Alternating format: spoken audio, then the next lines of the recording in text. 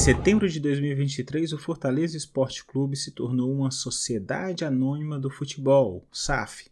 Com isso, abriu-se a oportunidade para que futuramente os torcedores possam, além de torcer, lucrar juntamente com o time. Nesse vídeo eu vou explicar as formas e os riscos de se investir em uma SAF. Aproveito para informar que já se encontra disponível a nova versão do e-book Análise de Investimentos, que avalia as sugestões de investimentos das principais casas de análise do país. O link está na descrição do vídeo. Até o ano de 2020, a grande parte dos clubes de futebol do Brasil funcionavam como uma associação civil sem fins lucrativos.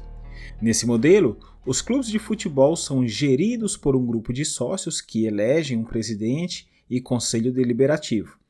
Além disso, as eleições para presidente são periódicas e é proibida a venda de qualquer parte do clube para obtenção de lucro.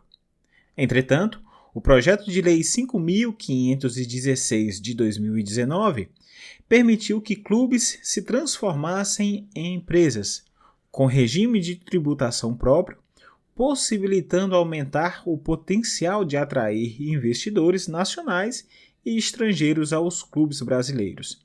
As principais diferenças entre associação civil e SAF. Uma das principais diferenças entre associação civil e SAF é que a associação civil não pode ser vendida para investidores. Elas não possuem um dono, apenas são administradas pelo quadro de sócios.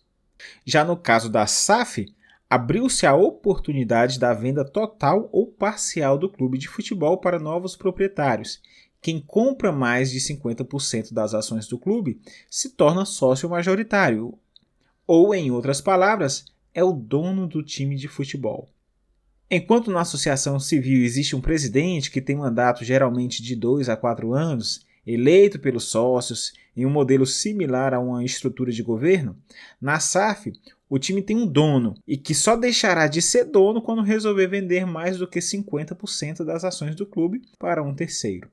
É o caso do que aconteceu com o Cruzeiro e com o Botafogo. O ex-jogador Ronaldo Fenômeno comprou 90% da SAF do Cruzeiro por R$400 milhões, enquanto que o time do Botafogo vendeu 90% de suas ações, também por R$400 milhões, para John Textor, um bilionário norte-americano.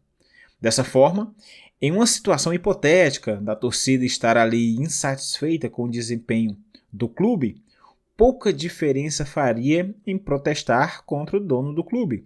Afinal de contas, o time é dele e ele faz o que bem entender nos termos legais. Entretanto, no caso do Fortaleza, a situação é um pouco diferente. Ao contrário do que aconteceu com o Cruzeiro e com o Botafogo, que estavam afundados em dívidas e optaram pela SAF exatamente como uma forma de salvação, o Fortaleza tem uma boa saúde financeira e está com suas dívidas bem controladas. Por esse motivo, o Lion, como chamam seus torcedores, não vai vender as ações nesse momento e poderá criar a chamada SAF Tabu. Acontece que criou-se uma lenda que clubes que quisessem adotar o novo modelo empresarial teriam que entregar o controle e vender pelo menos 90% do capital.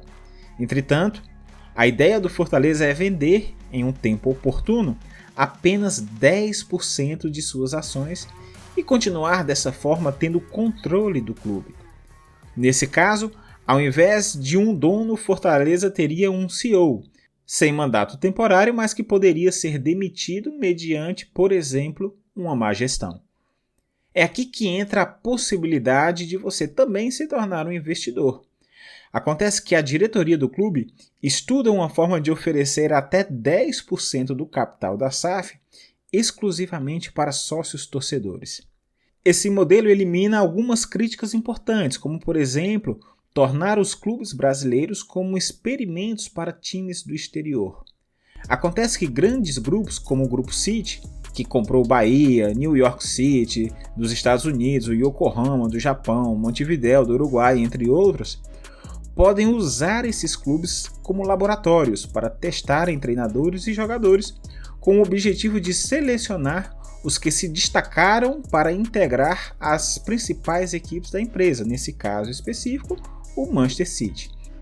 Um caso com essas possíveis características aconteceu no Cruzeiro, com o treinador Paulo Pesolano, que ao fazer um bom trabalho no time mineiro, acabou sendo transferido para o Real Valladolid da Espanha, que também pertence ao ex-jogador Ronaldo Fenômeno.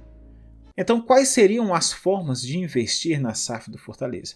Uma das possibilidades de investir no clube seria por meio da compra de debêntures, que são títulos de renda fixa emitidos por empresas que não são financeiras.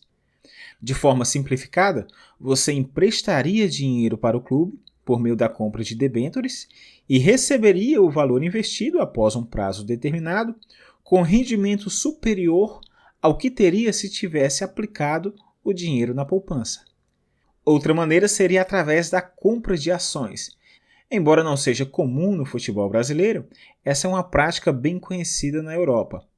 Clubes como Manchester United, Juventus, Borussia Dortmund, Roma, Ajax, Celtic, Benfica, Sport, Porto e Lazio, eles têm suas ações listadas nas bolsas de valores. Entretanto, ao analisar o desempenho desses clubes em suas respectivas bolsas, percebe-se uma volatilidade superior à média do mercado, além de apresentar desempenho frequentemente inferior aos índices de seus países de referência. Mas enfim, havendo a possibilidade de investir em clubes de futebol, que seja por meio da compra de ações ou pela compra de debêntures, você teria coragem de investir no seu clube? Deixe sua opinião aqui nos comentários. Vou ficando por aqui. Aguardo você no próximo vídeo.